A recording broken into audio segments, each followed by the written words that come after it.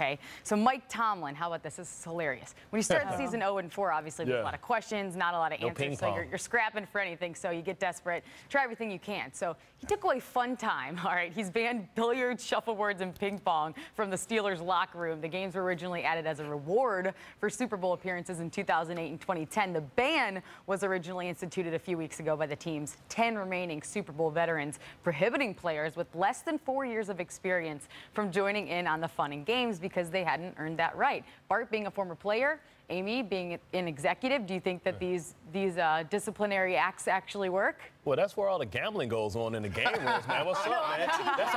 That's how we pass time. On the team plane too. Look, Allie, that's great. I spent almost 30 years as a Raider.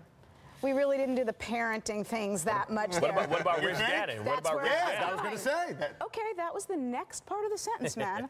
We did have a quarterback that we all know and love, Rich Gannon, who took some of that into his own hands. And you know what? I actually think that's terrific, because when a player does it as opposed to someone in the administration, entirely different. But kids, I was a Raider. We didn't do a whole lot of parenting. But you got to think it's different gaps within a team. You have veterans, you have guys that's young, you know, that tend to hang around a facility that don't really have the opportunity to go to a home. They're living in smaller apartments. So the game room is a lot of times a place to build a lot of camaraderie and to hang out with your teammates, get to know them, because you're going back to a small apartment. It's different from me going back to my wife, my kids, having fun. You know, so sometimes the game room is what brings you together. But if one person is kicked out, then everybody needs to be kicked out, because you don't want to separate the veterans from the young guys, and it creates a separation. Right. And it's like, well, why do they get to go like, oh, he ain't playing it good anyway? And then it just becomes a problem. Bart, hear me.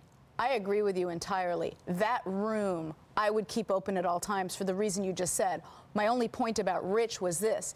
If anyone was going to step in, at least in our organization, it was appropriate that if anyone was going to do it, it was going to be Rich Gannon. Me and Rich would have had problems. But I agree with you. I'd leave it open for that bonding. Deal him in. Better put that back. I want to play Mario. Now, understand, to Allie's point, desperate times come desperate measures. I mean, but they have to be the right measure. But look at this, and I agree with you. For the record, I happen to agree with you.